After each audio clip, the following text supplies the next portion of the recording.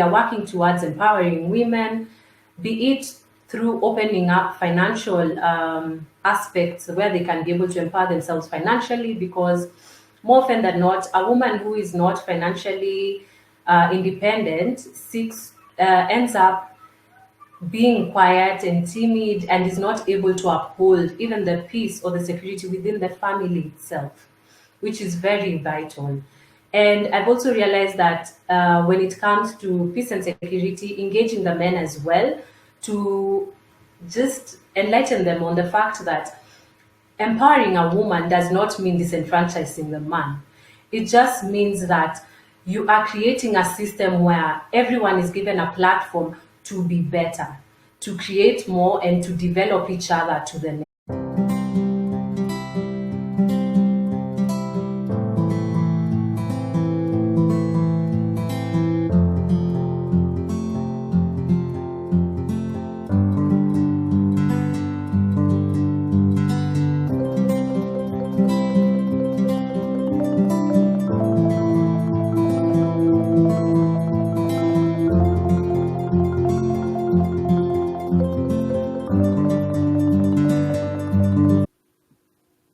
Yes. Hello and a warm welcome to Sauti Yangu dialogue series with women leaders.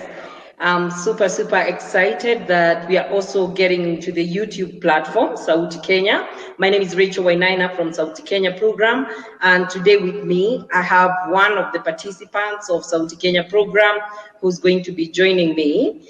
And her name is Sarah Atambo. She's going to be sharing with us her story and in her leadership journey, what she's doing to make the world a better place. And I'm hoping that you're going to be joining us for the next episodes where we are going to be doing this with women leaders drawn from Mombasa, Nairobi, and Kisumu counties, who are doing an amazing job. And we hope this will create awareness of the work that women are doing at the grassroots level.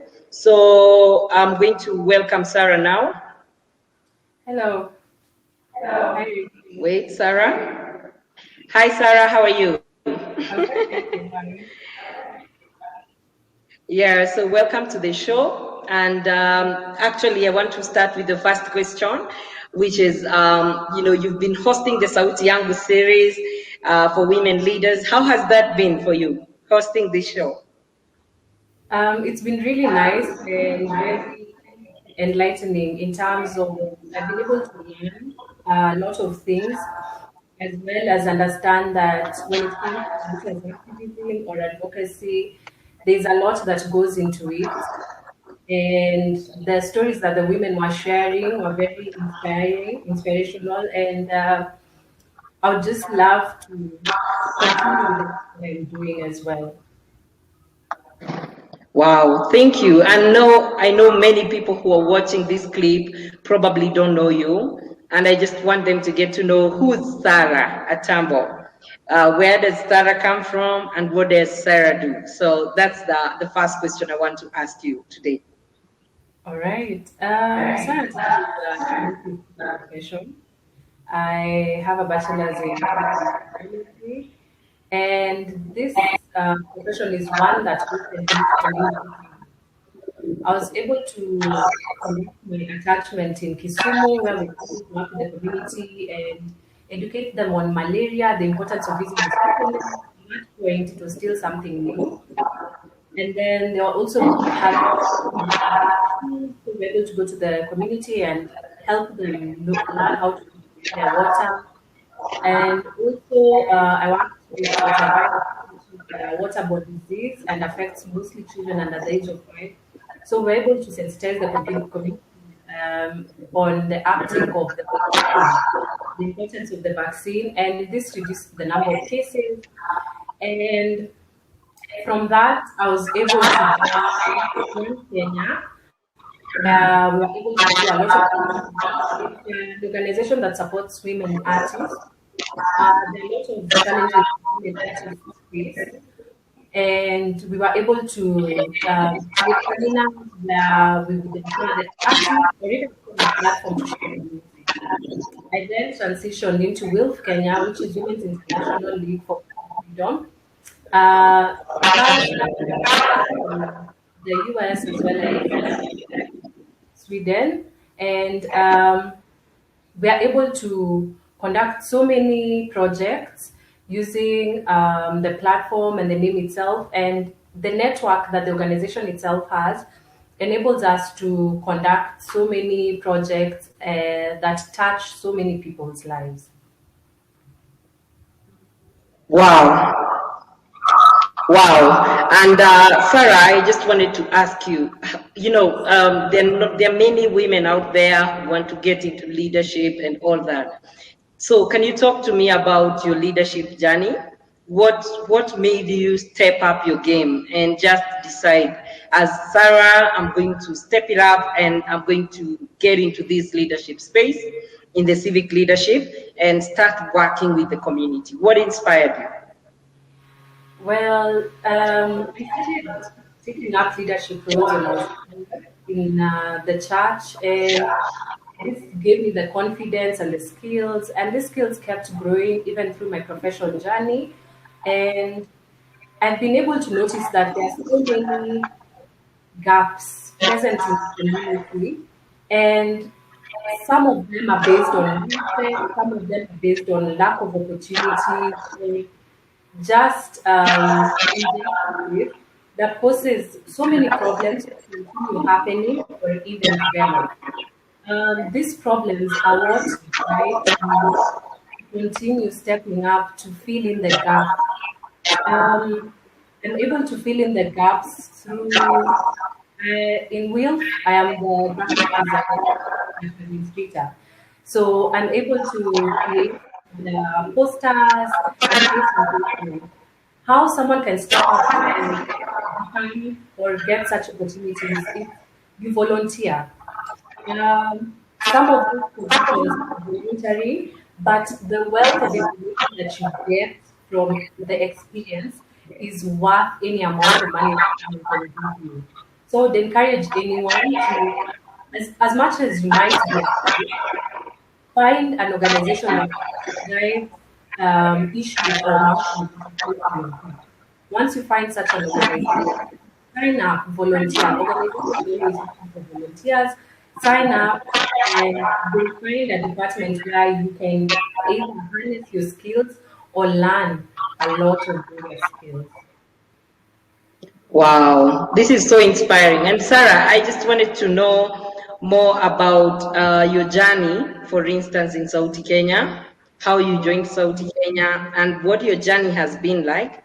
And even like, trying to host these shows, which is a new thing for you. What has been your journey like, and how does somebody benefit from such capacity building programs, which are being advertised every day? Now, at Queen, being the graphic designer, the one challenge I had was how to communicate effectively because as an organization, you're able to see the gap, and when you are able to sit down and believe that this is the solution to that problem, you end up voicing or placing a voice, but more often than not, you find that the impact isn't what you really assumed it would be. Now, being the voice behind the post and the communication, I wanted to understand how to effectively communicate this message. And I saw an opportunity that was advertised on Sauti Kenya, and I applied. I applied because they said they will help someone with the skills on advocacy as well as storytelling, citizen journalism, organizational sustainability, and these are things that caught my eye. And through the training, it's been 5 months now, and I've been able to learn a lot. I've been able to learn that even as an activist, you're supposed to, as much as you believe this is a solution that is needed on the ground, you actually need to engage with the community members themselves because they understand the problem better. And once you engage with them, you'll be able to come up with solutions that are very effective, as well as solutions that the community will readily take up.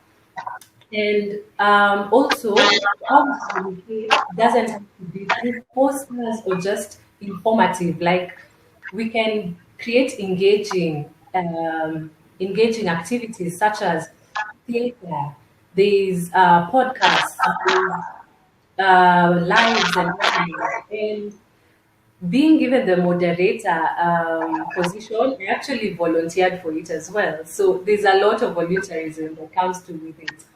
And I was scared. I've never done it before.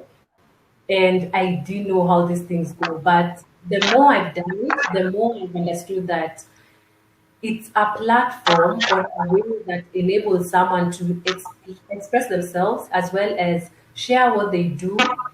And it's also widened my mind in terms of the problems that the solutions that people are taking, and also realizing that there are so many solutions to one problem that can be taken.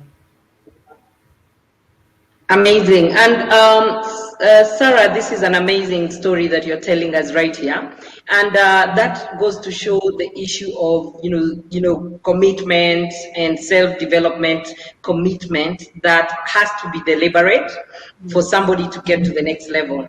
And I wanted to ask you, so what are some of the aspirations that you have to take the work that you do to the next level as Sarah, for yourself and for your organization? All right. Personally, I need to understand that for peace and security to thrive, there are so many factors that affect it. Health is a major factor. And my background in science, I was new to the world of advocacy and activism. But where I have reached right now, I've been able to understand that I can take the path of policy and health system strengthening. This means I can engage with policymakers, and I can also develop my skills so that I'm able to create policies or activities that will help better policies to be placed on matters health that affects the community members. And within my organization, I have learned how to communicate better. Even when you have a webinar or any activity that is upcoming, post it days before, let people know that this is what you want to do and this is what needs to be done. And as well as share the information you learn with the organization members themselves. You'll be shocked to understand, to know that they're actually learning from you just as much as you're learning from them. So I would really like to harness the skills when it comes to health and systems strengthening, and within the organization to be able to create programs that are more engaging and more impactful with whatever projects that you take up as an organization. Thank you, Sarah. And the other question I wanted to get a view from you, because at Sauti Kenya program, we are also trying to strengthen the voice of women in matters of peace, security, and governance. Yes. And so do you think, what are your thoughts about the role and the place of women when it comes to peace, security, and governance, which are, national matters that affect us? Especially now that you're from Nairobi County, you can also tell us, in Nairobi County, what do you think, how much have women been engaged in matters of peace, security, and governance? And how relevant is it for us to build the voice of women in matters of peace, security, and governance? When it comes to peace, security, and governance, it's very critical for the woman to be at the heart of it, because the woman drives the family. Let's be honest. The woman is able to steer how the children grow and what they become in future. And once they affect the children, this means this is the later generation that is affected as well. Therefore, the woman needs to be empowered to get a voice. I believe that what is the missing source when it comes to women and peace and security is the lack of knowledge of the impact that they have as an individual. The role of a woman in peace and security is very, very vital. And I think the patriarchy and all these systems that have been working against the woman has led the woman to shy away from such matters and believe that it's a man's job. But as an organization, we are working towards empowering women, be it through opening up financial aspects where they can be able to empower themselves financially, because more often than not, a woman who is not financially independent ends up being quiet and timid and is not able to uphold even the peace or the security within the family itself, which is very vital. And I've also realized that when it comes to peace and security, engaging the men as well to just enlighten them on the fact that empowering a woman does not mean disenfranchising the man. It just means that you are creating a system where everyone is given a platform to be better, to create more, and to develop each other to the next level. Amazing. And Sarah, you're talking a lot of sense, especially when it comes to the issue of making inclusive decisions. Women make the majority of the population in the world, and they deserve to be at the table to get their voices heard. And there are so many tools with the new normal that have brought us to this space where we can express ourselves like we are doing now in a pre-recorded shows, sitting at the comfort of our homes and still being able to express ourselves and talk about such important issues. So Sarah, I wanted to talk to you about what are some of the challenges you've encountered since you decided, okay, I'm going to get into this journey of being a human rights activist or just being in advocacy in general. So what are some of the challenges you faced, and what do you think can be done to make it better for you as a woman in advocacy to have your voice heard? The challenges I faced are more or less challenges that I anticipated. These are challenges where the major one would be funding, and no, the one above that is what I believe is the one that is most challenging. If you get into it feeling not worthy to drive a certain mission or goal, then the mission itself breaks down. But once you change your mindset and say, I'm doing this for the betterment of the community, for the betterment of myself, then I believe that you're able to effect change. And as an organization, the challenge would be sustainability. When you're able to conduct a project lasts a given period of time. It may be 3 months, it may be a year. But after the year, the effect of the changes that were implemented dies down, and probably dies down because of the many challenges that we face as Africans and the system that we have in Africa. Now, the thing is, as an organization, being able to either continue with some projects, even post donor funding, is something that was very challenging. And from the training that I've been able to get through Sauti Kenya, we've been able to understand that we can create our own systems or our own projects that can act as a source of funding, so that we are able to enhance continuity of projects even after donor funding. Great, Sarah. And what are some of the tools you've learned in Sauti Kenya program that you would be willing to implement in your organization moving forward, just to see whether there's any value addition? And not only in Sauti Kenya, in life, what are some of the things that you've been wanting to implement and that now you feel that you can start implementing to better the work that you're doing in your organization? The tools that we've learned, especially the social digital skills, because the world is going digital.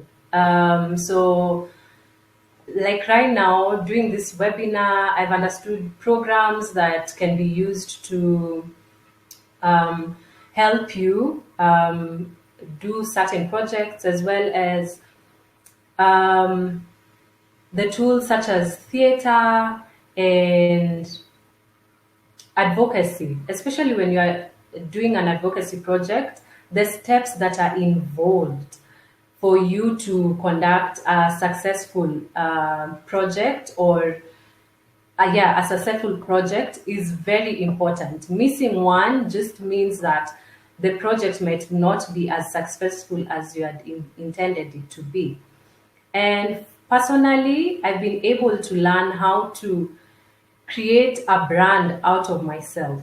And I believe that the skills that I have learned, I will be able to implement and apply them in my professional growth as a public health advocate. These are skills that I am so grateful that I've been able to experience them through Sauti Kenya. And I have my notes, I've kept my notes, and I'm sure that these skills will take me where I really want to go.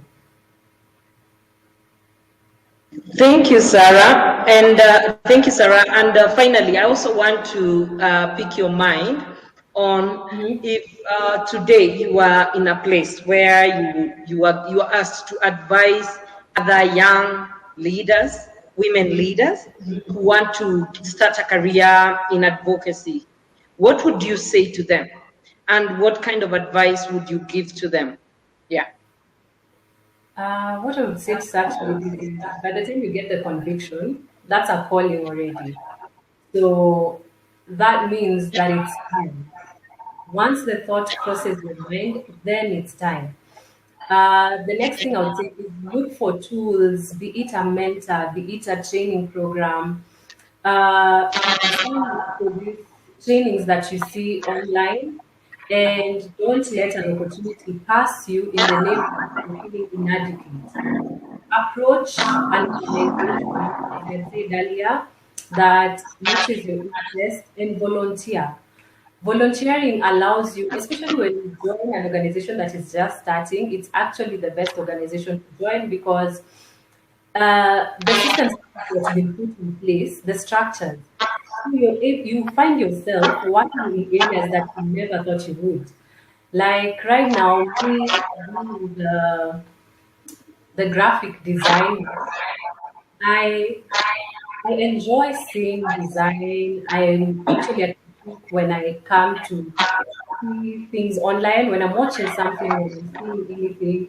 So this is also, it was something very new to me, but I have been learning. I have learned there are tools like Canva that you can use to create these posters.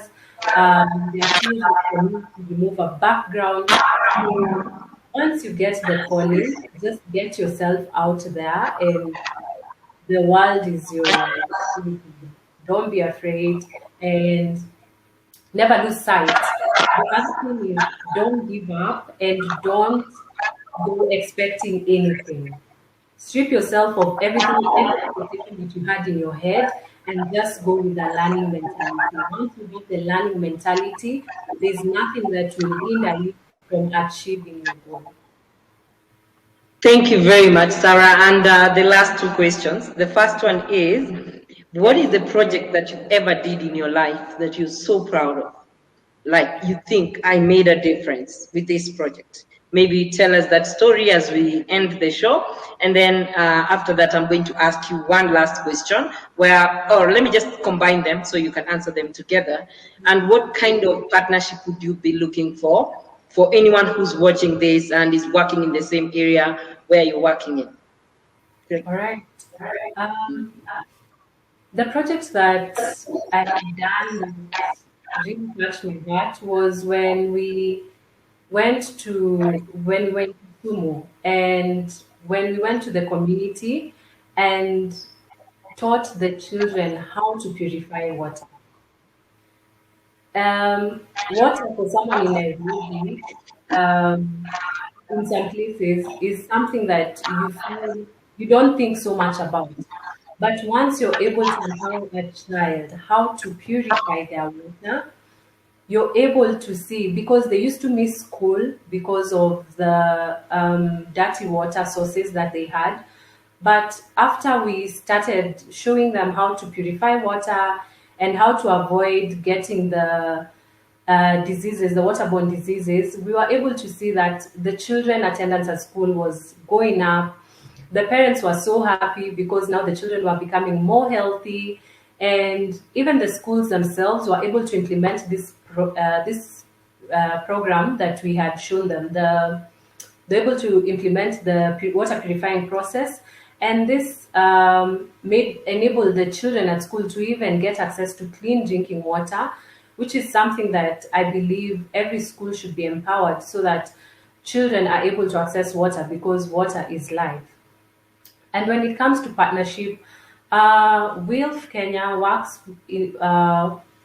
aims to work with individuals that are keen on peace and security. And peace and security involves a lot of different aspects. As I said earlier, there's health, there's finance, there's agriculture, every little thing that you would think about. And right now, on Tuesday next week, for anyone that will see this, we'll have put a link on our page, WILF Kenya, and we'll be having a webinar on small arms, the current situation in Kenya. During the pandemic, we've been able to see a rise in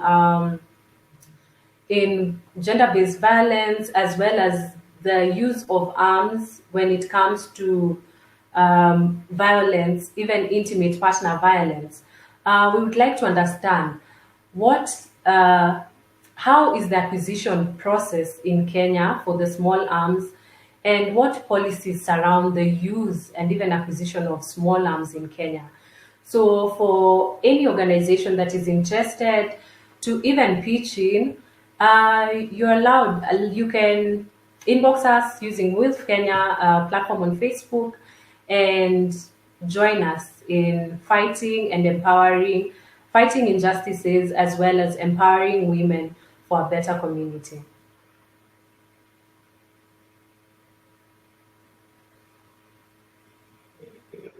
Yeah, thank you very much, Sarah. I've enjoyed this session with you, and I know it's in the evening, so anybody wondering about the lighting for both of us, it's in the evening. We were both working during the day, but we are more happy to give you this content, which is amazing. And next week, you'll also join us on Friday at 4 p.m. We'll premiere another video with great Miss Sarah here is going to be moderating, and we're going to bring you another phenomenal woman who's making a huge difference in their communities. So thank you very much for tuning in, and subscribe if you like the content. Subscribe below, and also give us a thumbs up. Give us your feedback on how we can improve and topics that you want us to cover.